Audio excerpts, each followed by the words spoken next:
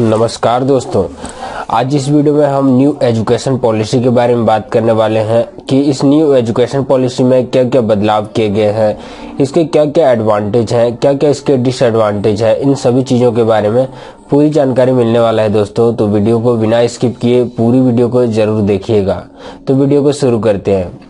सबसे पहले का जो एजुकेशन पॉलिसी 10+2 के अकॉर्डिंग था, लेकिन यहाँ पे 5+3+3+4 में बदल दिया गया है। पहले क्या होता था, बच्चे खेलने की कूदने के लिए स्कूल को नहीं जाते थे।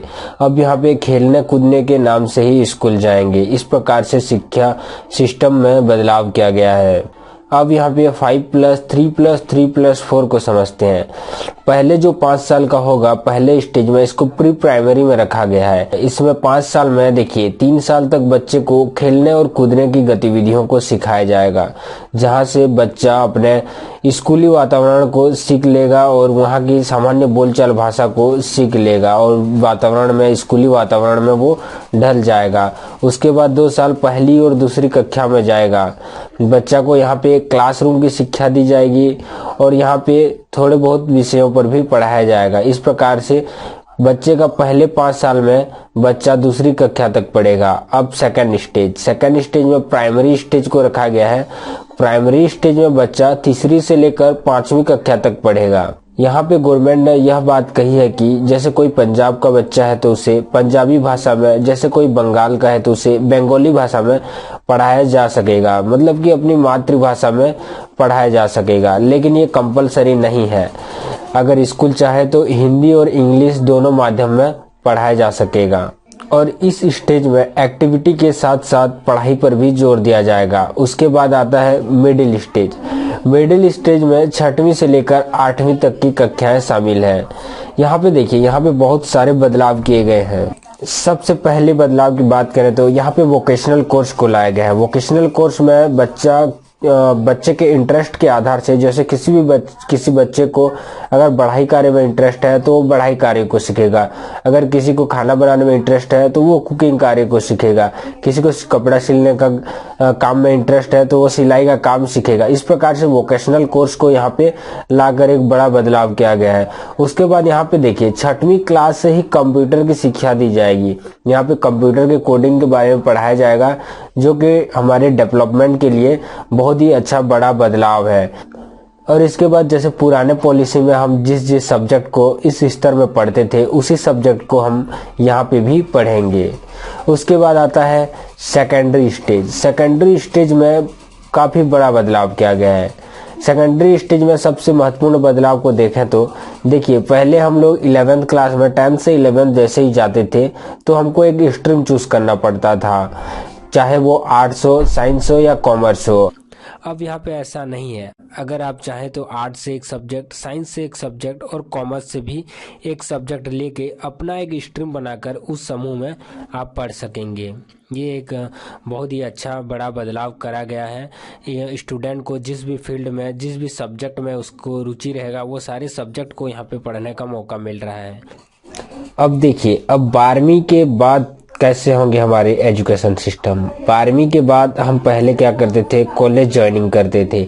हमें ग्रेजुएशन के लिए 3 साल पढ़ना पड़ता था। लेकिन अगर कहीं पे भी हमें पढ़ने का मन नहीं करा, अगर हम फर्स्ट ईयर में छोड़ दिए या सेकंड ईयर में छोड़ दिए, तो आके हमको दोबारा से ज्वाइनिंग शुरू से ही फर्स्ट ईयर से ही करनी पड़ती थी। लेकिन यहाँ पे कुछ थोड़ा सा यहाँ पे बदलाव करा गया है। जैसे आप फर्स्ट ईयर में जाते हैं, फर्स्ट ईयर कंप्लीट करते हैं तो आपको एक सर्टिफिकेट मिलेगा। उसके बाद जैसे आप सेकंड ईयर कंप्लीट करते हैं तो आपको एक डिप्लोमा मिलेगा, और थर्ड ईयर जैसे ही कंप्लीट करते हैं तो आपको एक डिग्री मिलेगा। और उसके बाद आगे की पढ़ाई अगर आप करना चाहते हैं तो आपको डिग्री के साथ साथ रिसर्च का सर्टिफिकेट मिलेगा। यहाँ पे देखिए थोड़ा सा और कुछ बदलाव करा गया है। यहाँ पे जैसे आपको सेकंड ईयर या फाइनल ईयर में आप अपना पढ़ाई को ड्रॉप आउट कर दूसरे कार्य में चले जाते हैं, और फिर बाद में आपको पढ़ने का मन करा तो आपको पढ़ने के लिए जब आएंगे तो आपको, जैसे आप सेकंड ईयर में छोड़े थे तो आपको सेकंड ईयर से ही पढ़ना पड़ेगा। मतलब आप जहां तक पढ़ाई अपना कंप्लीट कर लिए थे उसके आगे से आपको पढ़ना पड़ेगा। ये एक बहुत ही अच्छा multiple entry and exit system को लाया गया है। अगले नंबर की बात करें तो गवर्नमेंट ने यह बात कही है कि और जीडीपी का 6% शिक्षा में उपयोग करा जाएगा, जबकि अभी 3% ही उपयोग कराया जाता है, जिससे यहाँ पे शिक्षा को बड़ी सहायता मिलने वाली है और हमारा एजुकेशन सिस्टम और भी ज़्यादा स्ट्रांग होगा। और यहाँ पे एग्जामिनेशन सिस्टम में भी थोड़ा सा बदलाव किया गया है। पहले जैसे हम लोग ईयरली एग्ज़ाम देते थे, हर साल में एक बार हमारा एग्ज़ाम होता था, लेकिन यहाँ पे हर साल में हमारा 2 बार एग्ज़ाम होगा। हमें यहाँ पे सेमेस्टर वाइज एग्ज़ाम देना होगा, जिससे क्या होगा, स्टूडेंट्स के शैक्षणिक कार्य में लगाव बना रहेगा। ये भी अच्छा एक बदलाव रहा है। अब मोटा मोटी बदलाव की बात करें तो देखिए, यहाँ पे सबसे पहले स्ट्रीम सिस्टम को यहाँ पे पूरी तरह से हटाया गया है। आप अपने हिसाब से अपना सब्जेक्ट तैयार करके अपना एक स्ट्रीम बना के आप पढ़ाई कर सकेंगे। अब यहाँ पे दूसरी बात करें तो यहाँ पे multiple exit and entry system को यहाँ पे लाया गया है।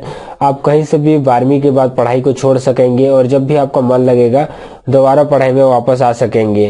तो इस प्रकार से multiple exit and entry system भी एक अच्छा बदलाव है। और यहाँ पे जीडीपी का 6% यहाँ शिक्षा में उपयोग करने की बात कही गई है, जो कि एक बहुत बड़ा बदलाव है। और यहाँ पे एक महत्वपूर्ण बदलाव करा गया है, यहाँ पे फॉरेन यूनिवर्सिटी को इंडिया में लाने की बात कही गई है, जो एक बड़ा बदलाव है। अब हमें इंडिया से बाहर जाने की आवश्यकता नहीं है। जैसे इंडिया के छात्र पीएमटी पीईटी करने के लिए विदेश जाया करते हैं, लेकिन अब ऐसा नहीं होगा। अब विदेशी शिक्षा को इंडिया में देखा जाएगा। विदेश में किस प्रकार से पढ़ाई होती है, अब इंडिया में भी इस चीज़ को देखा जाएगा। तो ये थी पूरी न्यू एजुकेशन पॉलिसी के बदलाव की डिटेल्स। अगर हमारा वीडियो आपको पसंद आया तो हमारे वीडियो को लाइक कर दीजिए और हमारे चैनल को सब्सक्राइब करना ना भूलना, और साथ ही बेल आइकन को प्रेस कर लीजिए, ताकि जब भी हमारा वीडियो आए, वीडियो का नोटिफिकेशन सबसे पहले आप तक पहुंच सके। आज के लिए बस इतना ही। मिलते हैं अगले वीडियो में कुछ नए टॉपिक के साथ। Thank you so much.